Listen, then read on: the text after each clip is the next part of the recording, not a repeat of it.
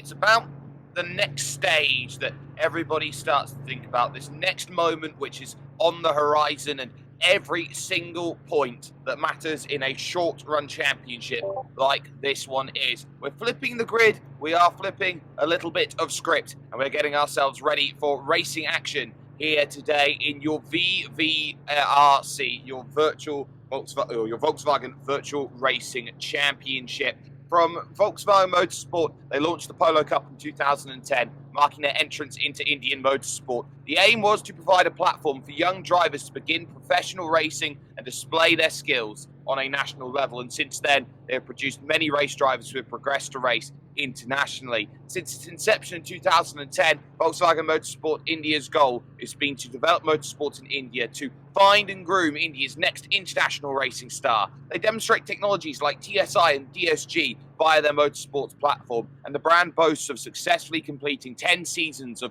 one-make championships with different Volkswagen cars, winning the Indian Touring Car Championship in its debut, along with wins in the Indian National Rally Championship. They've now gone on to launch the Volkswagen Virtual Racing Championship, which we're with today here, focusing on bridging the gap between virtual racing and real-world racing by giving a fully sponsored season to the winner of the Volkswagen Virtual Racing Championship.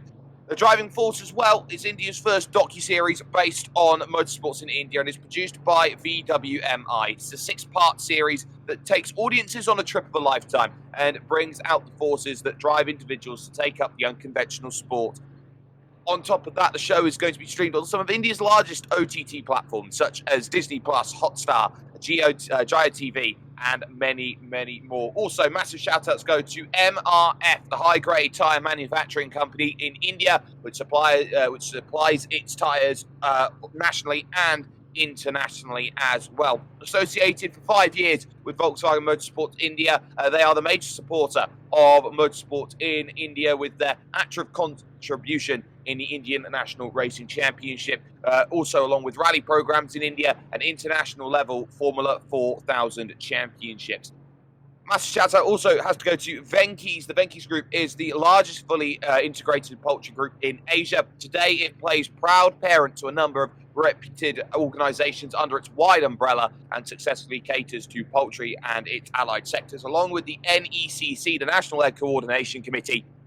They are an association of poultry farmers in India with a membership of more than 25,000 farmers. In the past 2 decades, the NECC has played a significant role for the betterment of poultry industries in general and the egg industry in particular. Associated Venky's and NECC for 2 years, active contribution they have done in developing, supporting and promoting sports in the country, athletes and consumption of appropriate nutrition and proteins throughout various initiatives here today. My name is Jake Sperry. I'm joined once more by Solomon Paras here as we're about 3 minutes away from the start of racing action here today for round 2 of this championship. And well, Solomon, the big point of contention goes down to some drivers had good races, some had good recoveries. Now with the top 12 in first, how is that going to just bottleneck things up for a race that has an extra 10 minutes on the horizon?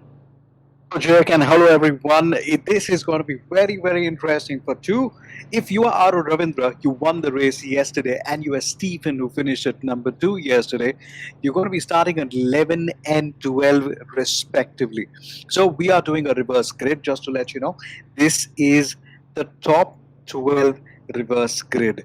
That is, yesterday you finished a race as a race winner.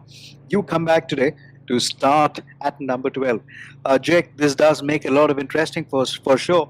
For a guy like Amit and somebody like Kandoria, each of them were looking to Kotia, were trying to look to make an impression. They possibly have the positions at the moment somewhere in the middle. So somewhere at 7th or 8th, they could actually make up positions very early. And let's talk about Arsen Kothadia for a moment, because he had to have a really strong drive through the pack to pick up a victory last time out, just 1 day ago. He dropped down after a lap 1 incident all the way back to about position 21 in the field, and he fought back for a top 10 finish, which was absolutely incredible to see that sort of level of drive. And to now put himself in the prime position, he now has to try and go out there on the offensive today, look to attack those drivers who have the front of the field to themselves at this stage. And every battle on the horizon, Solomon, is now going to be just that more charged. You're spot on. Because when I was looking at the drivers list and their favorite track, strange as you may call it, none of them mentioned Imola. Somebody was talking about Silverstone, somebody was talking about the Booth International Circuit, but nobody talked about Imola because this is a challenging track. Jake, you got that spot on. More than that, this is one of those tracks that you go anti-clockwise, not the clockwise again.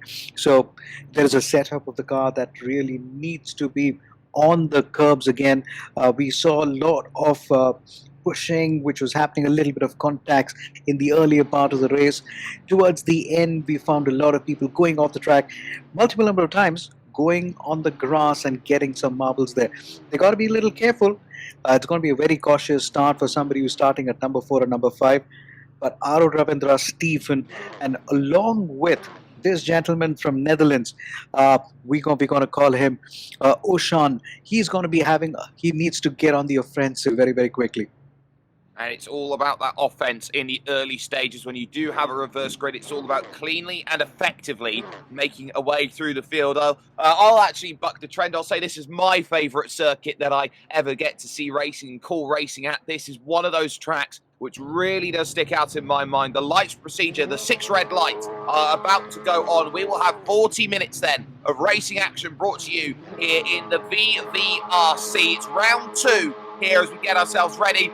Top driver on the grid is back in the pit, so it's time to get away and get on going. So it'll be a nice, easier start then. And those who are 11 and 12 are now 10 and 11 as they get themselves fanning out then towards the Tamburello chicane, the opening section. 3 wide already. They were for just a moment, fanning down into 2 wide as they go through. Already dramas in the background. 2 spinners, 3 spinners going around there in the back, but it's nicely worked through in the early stages. No real dramas to speak of here as they get themselves going, but it is in the background where all the dramas happen. We've got another spinner then right there in the early stages as it's all been dramas in and around the back. Someone else going around right now. It seems like the mid to late pack here have not had the best of starts. It's been clean though from the front 7 rows of this grid. Well, it's been one of those starts where you kind of expected this kind of a little bit of a confusing, little bit of crammed start. I must say, most of them got away with corner number 1 and corner number 2 quite neatly. It was just towards Variante, Wilman corners, where things started heating up, where one of the cars just went off the track a little bit. Now, this is a very important time.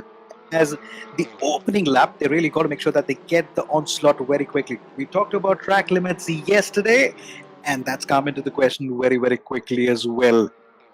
Yep, certainly has. Tej Patel at the front of the field immediately under pressure then as they jam on the brakes to the Variante Alta for the very first time. And now looks to try and get the best possible exit out of the corner. And you can see just how everyone wants to get in. That's Sonawara in second position, wants to get through. Some side-by-side for third place now as Kofnadia wants in here. He's on the outside, trying to turn that to the inside here. And we've got a bit of Noah's Ark racing here. It's too wide, it's too deep. And oh no, contact already. Sonawara went in deep. Patel followed him in exactly the same place, and he gets shuttled out there with a huge bit of contact there going through that section. Immediately, massive incident on the opening laps, and someone else going around here. Nobody's had the really good start here to really cement exactly what they need. We've got a lap now already scored in the books on some side-by-side here for third place. 2 wheels on the track and 2 wheels in the air. 2 cars taken out of the same line, and now in a matter of 4 corners, we already had 2 change of positions. It's car number 23 in the lead. We'll get you the names in just a bit, but very importantly, the way I see it, I saw Stephen making our positions at the back. We will come back to you in just a moment. That's car number 8, just trying to follow. That's part of the mid pack again, but quite a few positions have been gained right at the back. One gentleman you and I need to talk about today is AKA Ronnie C. Rock. Remember, he's a 6-time Guinness World Record. He's also got an interesting statistic that shows him outperforming world death-defying stunts. That's 10 races in 1998, way back, 14 races in 2004, 1 pole poster, and you got to know him as AK Ronnie C. Rock.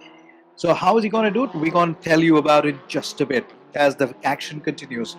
Certainly does. A little bit of contact there in front of Ronnie Westerberger. That's not what he wanted to see. Going down now through Piratella over towards the next section. He's one of the few drivers out there who can boast a claim in terms of one of those very interesting battles. He takes a big tap. 1, 2, 3 bits of contact as they all go through. He is one of those drivers who has beaten Michael Schumacher at a junior level, and that is something that is very, very hard to claim that you have in the back pocket, but he's certainly hoping that he can climb up the field at this stage. Front of the pack, though, has really opened out in the early stages, mainly because this has been a very, very aggressive start to this race. So you can see there as they fan through the front stretch. Hopefully we'll get an idea of who is exactly where, but it is the number 23 out there in front without too many worries behind, as this could be that runaway race that we have been talking about. Ozan Kothadia is in position number 1, exactly where he wants to be early, and now he can have one focus, running away with this race. Spot on, Jake. Very quickly, when you talk about Imola, you're absolutely right. For commentators, for the spectators, this is a brilliant track, because this brings in those action that on every corner, you're fighting for every corner. This is one of those tracks where you talk about how you got to master the art of late braking. You got to maximize your braking time. If you do not do so, you'll be vulnerable, because we've already seen that. We've already seen 3 leaders changing in the last 3 laps. So we are still very early, and look at the kind of action that we're already talking about. Absolutely, Aravindra looking to go on the attack here down towards Aqua Minerale. Has he got the opportunity to go out and make that move a reality on the brakes just now? He doesn't just yet, but we're going to step aside for one moment. We'll be back with more after this.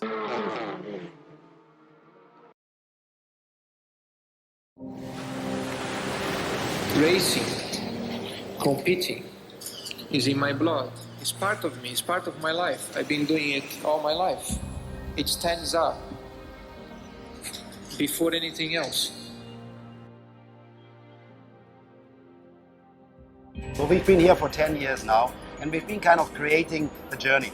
We've been very much focusing on young drivers in order to create also a wider scale in this country. The idea of Volkswagen as a brand is to support and grow motorsport.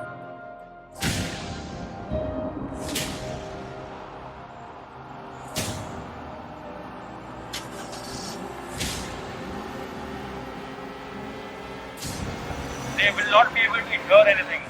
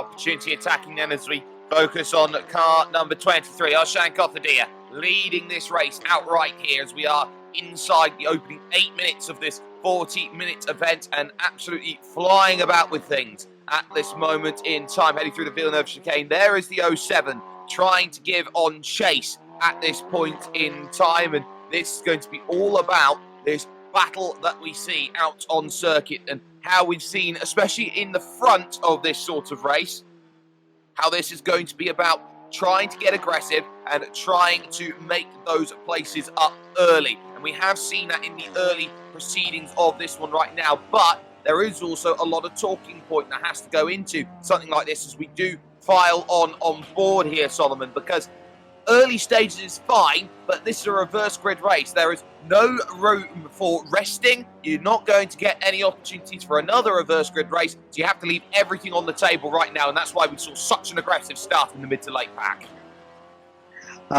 You always looking at the Melbourne corner where you have to get your 50% of the braking done much earlier before you get into your corner, because most of the mistakes that we saw was a lot of nerves kicking in because the guys were trying to brake way too late. I just thought they didn't get onto the throttle a little bit earlier. I think as the race comes to them, they're getting a little bit better right now, and I do expect more close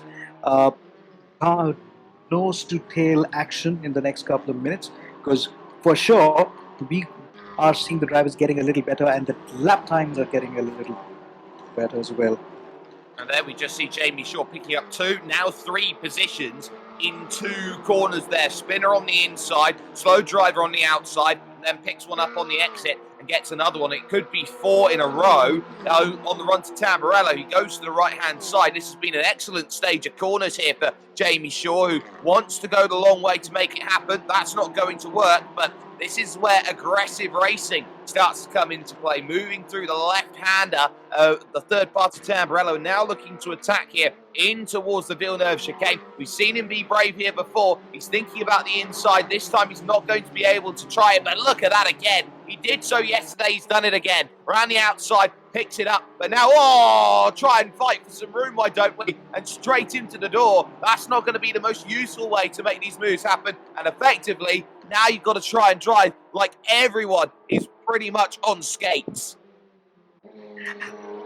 The arms came out there saying like, hey, just let me get ahead of you.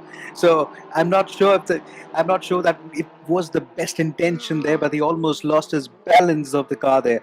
Now he's just got to put that behind him and try and just concentrate on the track ahead of him and just wait for the race to come to him. This is going to be a very, very nail-biting finish for sure, especially this pack. Did I see 6? Okay, correction. I saw about 8 cars in this shot here. So this is going to be as interesting as ever. Absolutely it is. And they're all going to funnel through 1, 2, 3, 4, 5, 6, and 7. They're in the pack right now as they try and